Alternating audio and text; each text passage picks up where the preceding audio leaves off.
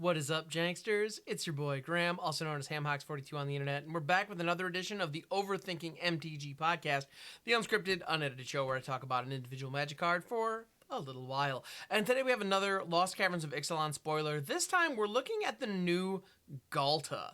And I gotta say, it's cool to see Ghalta back. Obviously, she's awesome, so, I mean, who doesn't love gigantic, trampling T-Rex? I don't know. I don't have any other words. I'm looking for some kind of casual, like, fun joke to slide in there, and it's like, no, T-Rexes are awesome. Here we go. So, Ghalta, Stampede Tyrant. Naturally, she is a 12/12 trampler for 5 green. So, 12/12 for 8. Because, you know, it's funny. The stats on creatures are very meticulous and very deliberate up until you get to around, well, 7 mana is what I've found. Once you get to about 7 mana, Wizards is kind of just like, YOLO, they're big, I guess, deal with it. And that's definitely the case here. So we have a 12/12 for 8 in this case, with Trample, that says, when Ghalta Stampede Tyrant enters the battlefield, put any number of creature cards from your hand onto the battlefield. Now, you'll notice this does not say if you cast Ghalta or if Ghalta enters from your hand. Those restrictions are not present. This is just if Ghalta hits the field, this happens. So if you have any other creatures in your hand whatsoever, they just go brop, and that's it. They're now on the battlefield. You're not casting them, they're just showing up there. And then you get all those ETBs, you know, that you might have going on in your hand. And obviously, right now in Standard, there are a ton of incredible ETBs. And obviously in Commander, like, the value that you get off this thing, given how powerful card draw engines and things are, like, you could easily have in Commander, you might have a hand of 12 frickin' things when this drops. That's maybe a different story if you built your deck around Ghalta. In the case of Standard, though, which is where I want to focus most of our discussion today, we're looking at still some incredible value. You know, I gotta say, we have cards like Etali, Primal Conqueror, Atraxa. Like, we know these cards. They're incredibly powerful, and they have been linchpins of incredibly large, huge, like, powerhouse ramp decks already. Ghalta just fits that mold perfectly. Interestingly enough, this is an ETB that does not combo well alongside Elesh Norn, Mother of Machines. On your side of the battlefield, that is. Because if you get this multiple times, like, getting this trigger multiple times is irrelevant. Because you can't put creatures onto the battlefield from your hand more than once. Because once they're on the battlefield, they're not in your hand anymore. So that's kind of, it just kind of is what it is. It's an additional click on Arena. That said, if the opponent has Elesh Norn down, that does shut down Ghalta, so be aware of that. You'll have to settle for just getting a 12/12 Trampler online. Oh no, whatever will we do? Yeah, this thing is honestly just big dumb stuff, the card. And we've had plenty of other cards that just do big dumb stuff. I mentioned Etali and Atraxa. Atraxa is great for filling your hand. Etali is fantastic at, well, just doing whatever you want, basically. It's random, it's very chaotic, but at the end of the day, you're going to spin into some cards from both players' decks. Etali can easily find Ghalta, which maybe allow you to play another Etali out of your hand or some other crazy nonsense.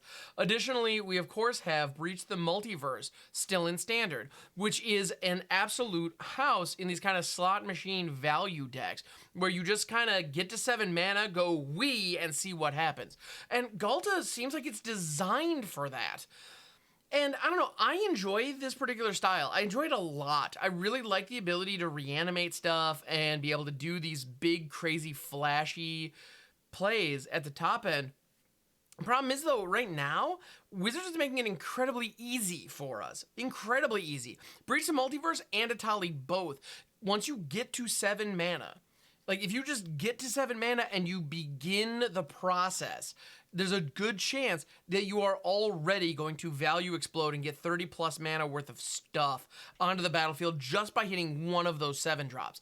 The moment you add Ghalta to the mix now, all of a sudden, she is in the story. So I would usually add, like, this is one of those things where I'd probably add like 2 Ghaltas, and there's a chance that I'm going to breach into an Etali, into a Ghalta, into an Atraxa, or however the case may be, and it just adds another sequence to the chain.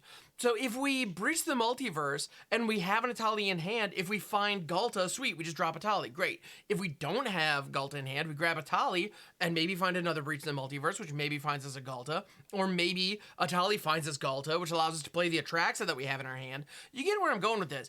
At the end of the day, Breach the Multiverse was pulling out of our graveyard. Atali pulls off of our library. Atraxa also pulls cards from our library into our hand while being one of the strongest bodies on the field.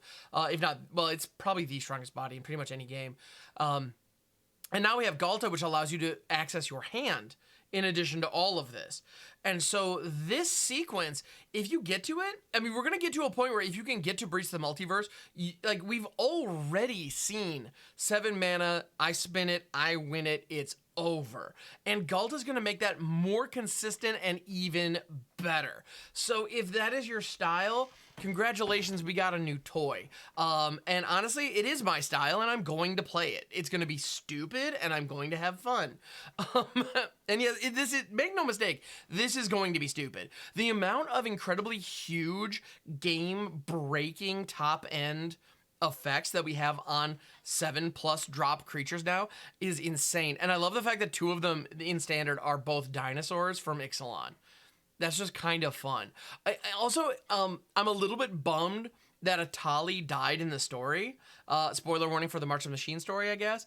Also, pretty much everybody lived happily ever after. I don't know if you heard that, but that did pretty much happen. Anyway, Atali got completely destroyed, which is funny. After being completed, and the completed Atali in the card is indestructible, but whatever. Flavor fails aside, Atali's no longer alive. Therefore, Atali Primal Conqueror is presumably the last Atali we're going to see unless they do some kind of flashback thing.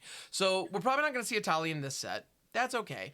We get Ghalta. This card is absolutely insane. I'm also very interested to see if we see the other Elder Dinosaurs get represented. I know there's actually an artwork that for the purposes of the YouTube channel, I'm using it as the background here, that actually shows Gishath. So presumably we'll see a new Gishath card, which has not been previewed as of this recording, but I'm looking forward to it because I think that's going to be sweet. Anyway, if we're going to be building a deck around Ghalta, though, if our main goal, so obviously we have the value slot machine thing, which Ghalta just slots into and you just do the thing. But assuming that you're not looking to play that style, maybe you're looking for a mono green ramp situation with Ghalta as the top end. Also very viable, very strong potentially. The key here, then, is going to be card draw. Because right now, if you're playing green, if you're trying to play green in Standard, there's a high likelihood that you're going to be running out of gas. You play a lot of creatures, some of them get removed, you're trying to apply pressure, you're trying to do the aggro thing, and it ends up getting blown out. Now, we have a couple of answers, though, or a couple of cards in the format that can help with that, not the least of which is Tribute to the World Tree. I honestly think this card is nothing short of fabulous. If you're playing large creatures, Tribute to the World Tree allows you to just draw cards as you do, and if you play small creatures, they come in big. So it's just, honestly, it's one of those things where if you have it online, your opponent is going to need to find an answer for it. Otherwise, your deck gets supercharged in a very cool way.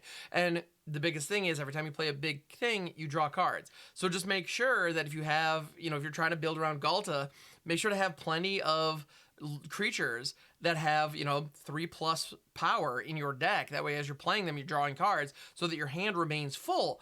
That's the biggest thing. You want to make sure that once you get to 8 mana and you have Ghalta live, you have a couple creatures in your hand. Because if you play 8 mana, get a 12/12 Trampler, and you get a 2 and a 3 drop alongside it, you're going to feel great. Honestly, that is a good turn. Obviously, the dream is to get to the 8 mana through Topiary Stomper, Invasion of Ixalan, and then, or not Ixalan, sorry, Invasion of Zendikar. I'm getting so excited. The goal is to do that kind of ramp package, then play out Ghalta on turn 5, maybe turn 6, and then drop 2 Tyrannax Rexes. That's clearly the dream, right? That's what we all want to do, but we have to accept that that's not always going to be the case, and that's still okay. Any creature that you get off Ghalta's triggers is a bonus. The reality is a 12/12 Trampler for 8 should be a good value. That said, we have a 12/12 Trampler with upside in Standard right now in green that happens to be this same character, Ghalta and Mavrin, or as I like to call it, the Siege Dino, that sees practically 0 play. It's a 7-drop. It being a 12/12 is kind of irrelevant because there are plenty of decks that can get creatures big enough way sooner than 7 mana. And so it just doesn't see any meaningful play, which I think is really a shame, because when you have a chance to slam with a Ghalta and Mavrin, it feels fantastic.